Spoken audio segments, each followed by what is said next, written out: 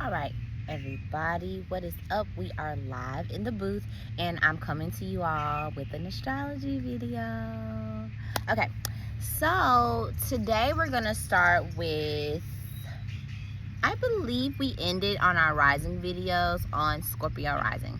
So we're gonna go through all of these really quick, and I'm trying to keep them short and at 5 minutes. So let's see how this goes. Okay, so we have Scorpio rising. So Scorpio rising, of course, is Scorpio in the first house. So automatically people may think that you're a Scorpio, or they really just may think that you're a mysterious person. I think the words that we're going to use for Scorpio is intense. Okay, so intense, it's like an intense feeling, right? Because Scorpio is a water sign, so it's emotional and it's feeling. So in your first house, you have like these intense feelings that are like within your body, like your presence when you come into a room. It could be felt, right? Because there's an intensity about you that people maybe just really can't put their hands on. It's kind of like mysterious. And then you could transform a lot. The way that you look could transform and change throughout the course of your life.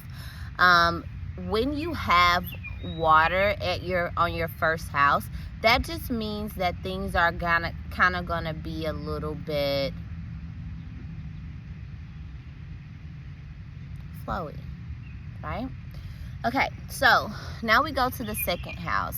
The second house for Scorpio rising is going to be in Sagittarius. So that means that a lot of your value and a lot of your worth comes from your perspective. It comes from your truth.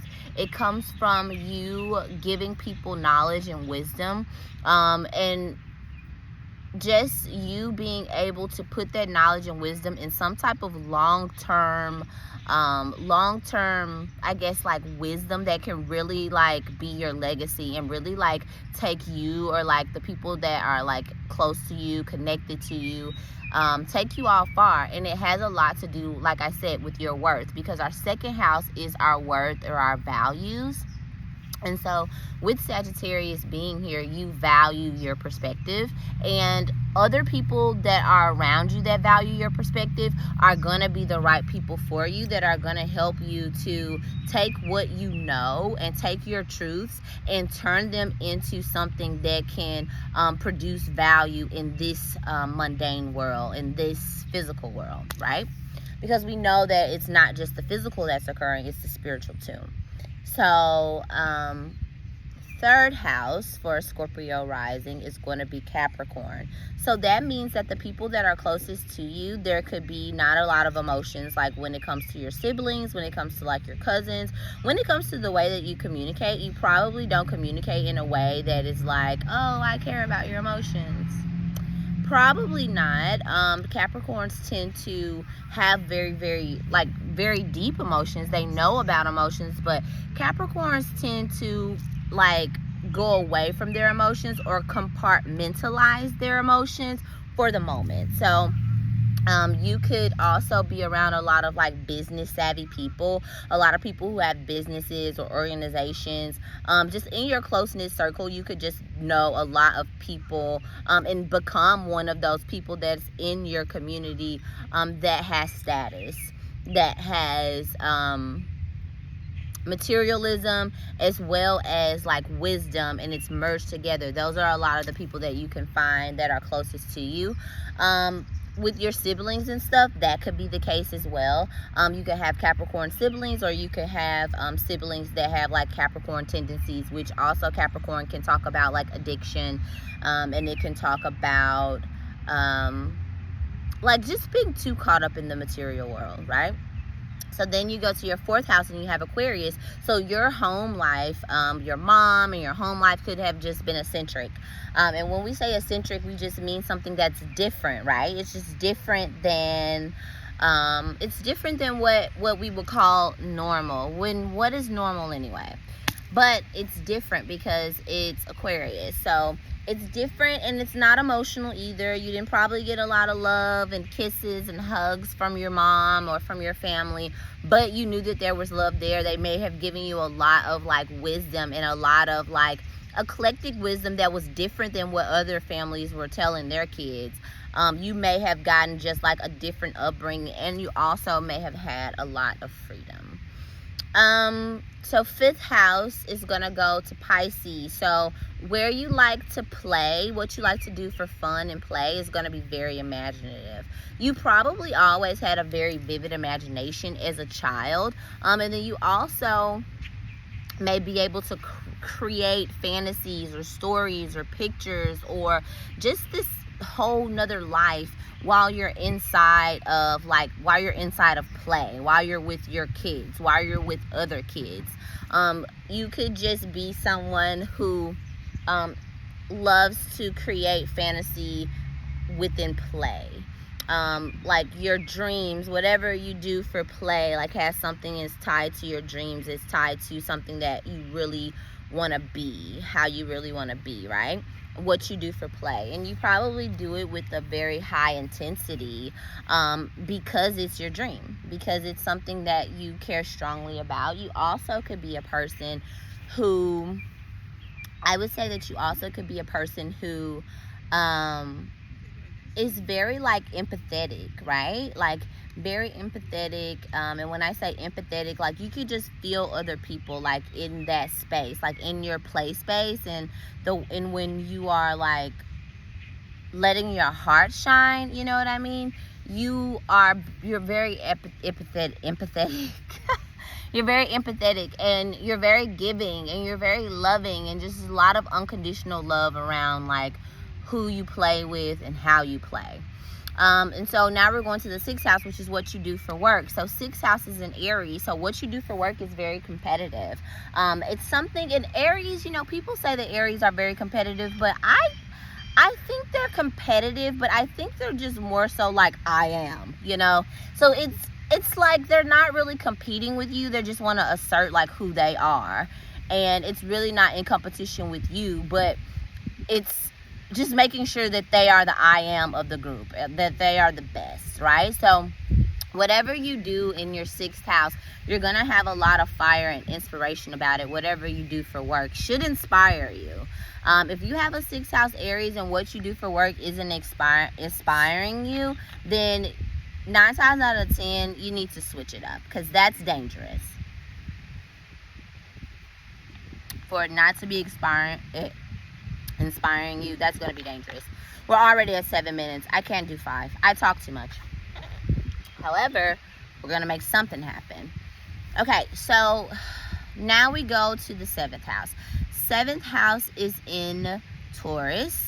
7th house is in Taurus. Now we're getting to the other. Once we get to the 7th house threshold, now you know we're talking about the other and other people.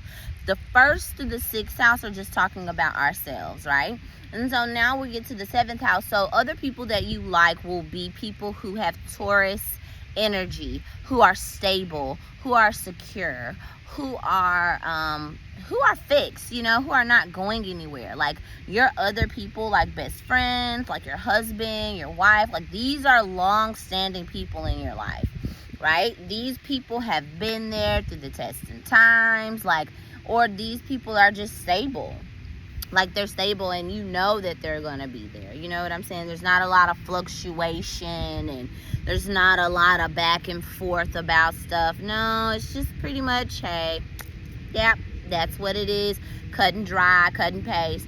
That's what it is. And then also these people also help you to bring your true value. Remember we talked about in the 2nd house with Sagittarius. These people help you to bring your truth. They help you to bring your truth out. And then they also like just bring value to you and whatever value that you may see. 8th house is going to be in Gemini. So I think that this is a very interesting placement because 8th house being in Gemini is just like your, I think that the house of the 8th house is like your secrets. Almost like other people's secrets. You know, all of y'all's secrets are collectively as one, because remember the 8th house, like we said, it's up on that threshold where we're talking about other people. So it's really about merging energy too. And so the 8th house with Gemini there, I would think that you're a type of person who probably says some like hard truths to people. Or people probably say hard truths to you. And a lot of it is through like communication. Like it could be through like, honestly, like it could be through social media. It could be through writing. It could be through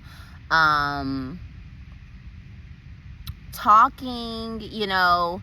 Well, of course, most communication is through talking. But what I mean is like those deep, ugly, or those very, very deep truths could come through those vessels.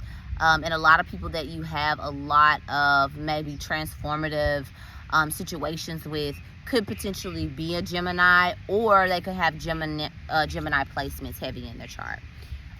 Okay, so moving to the 9th house. So 9th house, we are talking about Cancer. And so Cancer in the 9th house just lets us know that you got a lot of like your wisdom and your knowledge from your mom.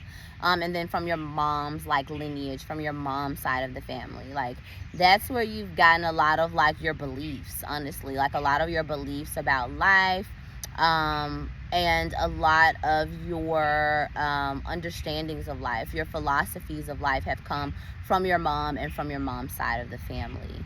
And they're emotional. You know, you have emotion tied to your beliefs. Like they aren't just like an Aquarius belief where there's emotion tied to it, but it's a lot more logical. Like there are feelings attached to your beliefs.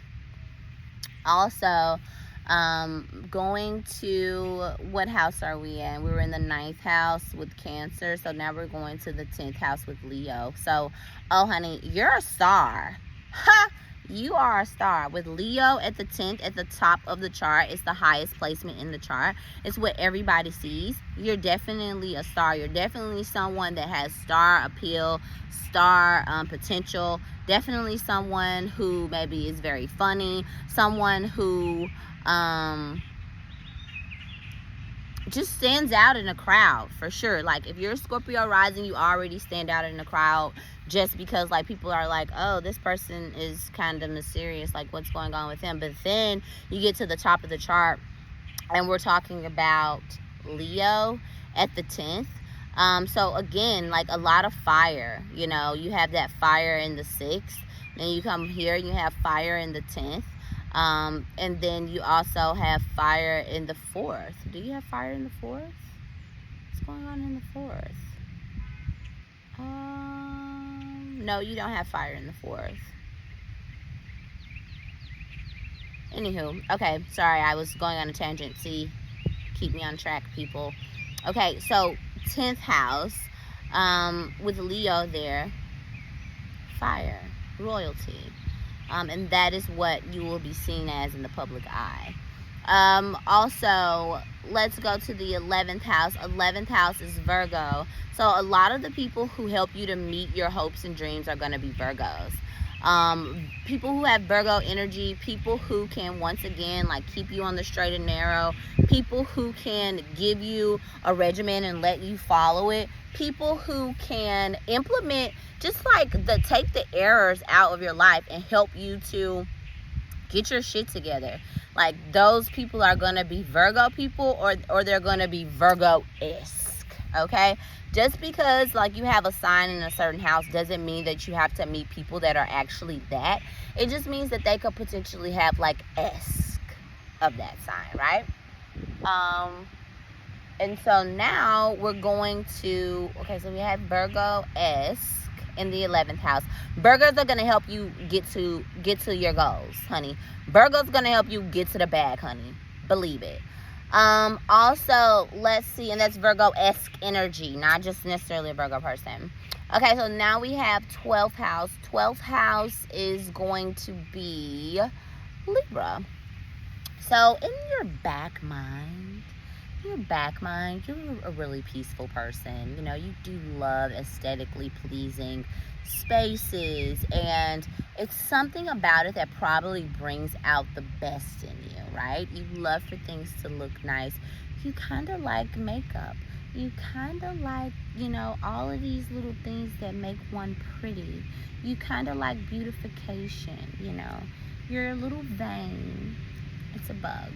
you're a little vain, you know, you're all of those like being Venetian type of things, but also you're probably a little Lulu too, because Venus is it's a little, it spins on a different axis than all the other planets, and it kind of spins backwards. So sometimes when we're talking about Venus in the 12th, we can, you know, get to a little like underlying of a little, maybe a little Lulu, maybe a little Lulu. Yeah, so just like that, because I have Venus in the 12th. So oh shoot, sorry guys. So alrighty, that is Scorpio rising. I hope you enjoyed the video. If you'd like a reading, comment down below, and you can just hit the link below so that you can get to your reading. Also,